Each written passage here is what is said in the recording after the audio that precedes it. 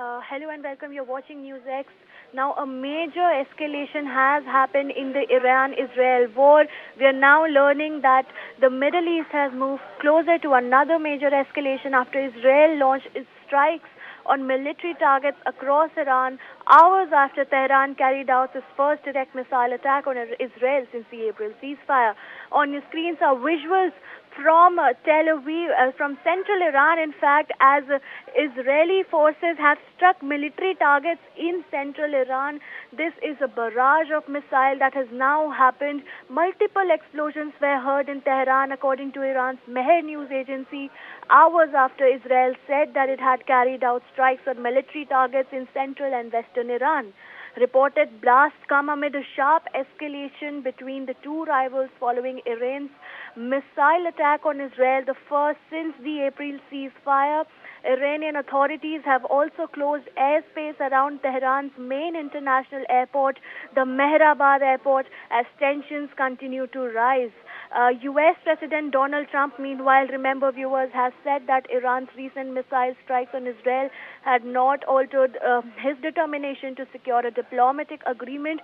Strikes have been exchanged between both Iran and Israel, and of course, this comes right after Iran struck targets not just in Kuwait but also in Bahrain.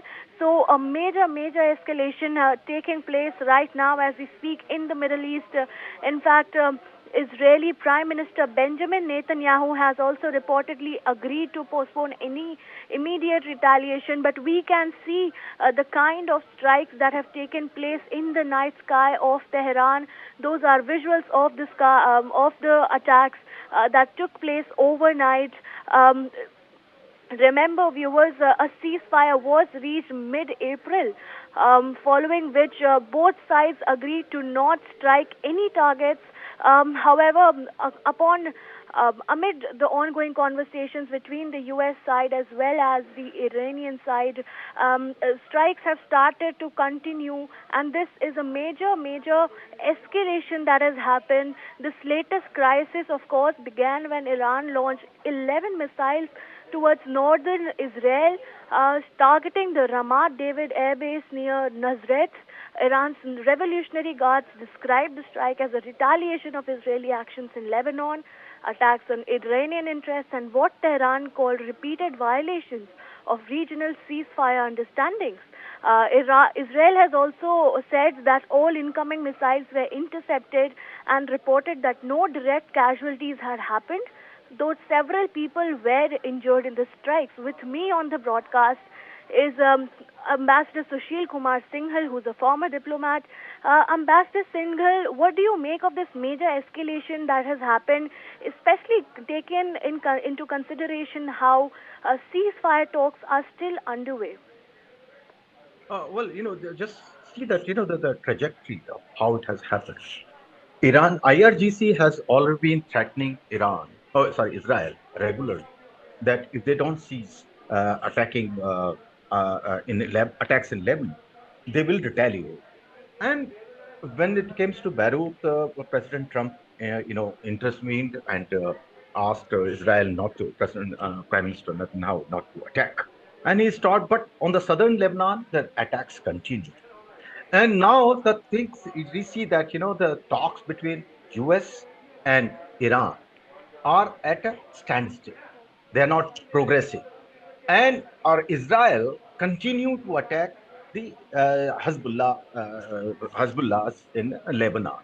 So now I think the time came for the IRGC. They must have realized that now they have to pose the issue, because otherwise, if they continue with this just small threats, this will not work. So now they are forcing the issue, in my view, because they are in a desperate situation. And next, in my view, next 48 to 72 hours are going to be very crucial, because, of course, so far Israel has heeded to the demand of President Trump not to escalate. They have just attacked, but it's a symbolic attack on the military target, which I think is an acceptable retaliation. But if Israel again launches attack on Iran, despite the advice of President Trump, then we will see a major escalation, and the ceasefire, whatever is happening at this moment, I feel that it will break, and everybody was fear. What everybody was fearing is likely to happen. That major escalation will take place because Iran will not take it lying down if Israel retaliates again after this initial attacks. That's my view. Thank you. All right, Ambassador Singhal, very pertinent points you have raised there. I also have with me on the broadcast Colonel T.P. Tyagi. Colonel Tyagi, what would you like to say about these major strikes that have taken place now? Iran and Israel have both launched strikes towards both their nations, and a lot of public has also been injured in these strikes. What do you think is going to happen next? Do you think another barrage of strikes is set to follow, or do you think there will be some respite after overnight strikes that happened last night? What has happened is an indication that the fragile ceasefire may not continue further. There are many reasons for it. One is that Iran has launched a barrage of missiles, ballistic missiles on Israel. Israel has retaliated. Things have gone to such an extent that in Israel, the schools have been closed, the hospitals have been made to work underground, the airport of Syria and Iraq have been closed. Now, if these type of things are happening, and knowing the fact that Iran is more associated with Hezbollah as compared to Hamas. Hamas is a Sunni organization. Iran helped it just with a view to say that it is a Muslim brotherhood. But Iran is very closely associated with Hezbollah. And now there have been two peace agreements between Lebanon and Israel, but the agreement is not between Israel and Hezbollah. And Hezbollah also says that in a parliament of 128 members in Lebanon, I have got a presence with 15 members, and I do not agree with the peace agreement which have taken place in Washington. So Hezbollah is attacking. Now, attacks from Hezbollah are more costlier to Israel as compared to Iran. The reason is this, that from the southern Lebanon, if a rocket is launched on the northern Israel, it just takes about 10 to 12 seconds to reach there.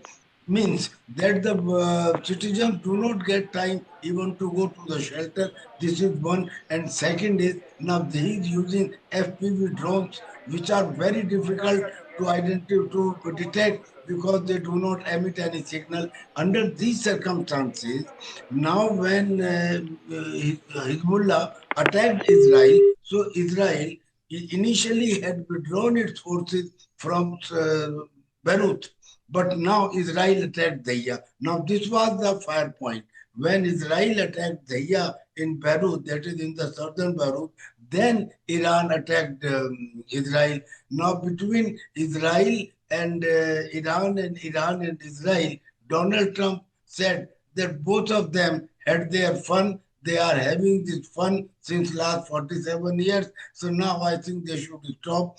So the way Donald Trump has said, uh, though Israel is not fully agreeing to what Donald Trump says, but still I feel what Sunil Singhal said, that now it is not going to break the ceasefire, but if it again escalates, then it is going to be a major escalation. This is one thing. Second thing, the peace deal between Iran and America, that also is not going to progress further, because till now it was hinged on 2 points. One, basically many points, but important point. One is Iran was saying that you remove our sanction, you defreeze the amount of about $25 billion. And America was saying that I will do it gradually, but first you give your uranium and open the Strait of Hormuz. Now, because America has said that those 24 billion which are freezed and which belong to Iran, but they are freezed, they are under the control of America. They say this amount will be used for repairing and reconstruction of the damage which has been caused by Iran in the Middle East countries. Now, the chances of that deal with the peace deal have become bleak, because this was the only point. If Iran does not get its own money, then it's not going to Right. agree for it. And there is no highest common factor.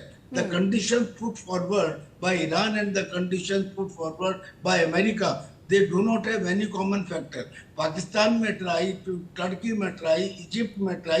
They are trying. They have also sent their um, minister to Tehran again. But because there is no highest common factor, it means sooner or later, either it will break or America will have to give a concession. It is to be seen. But as on today, I totally agree with Sunilji that this deal will become very volatile if they attack once again. Whatever has happened has happened. If Right. they attack once again, then it will break and then it will be difficult to control. Okay, all right. Let me put out some breaking news that we're tracking very closely. There are latest visuals that are coming in from Tel Aviv. The Iranian embassy in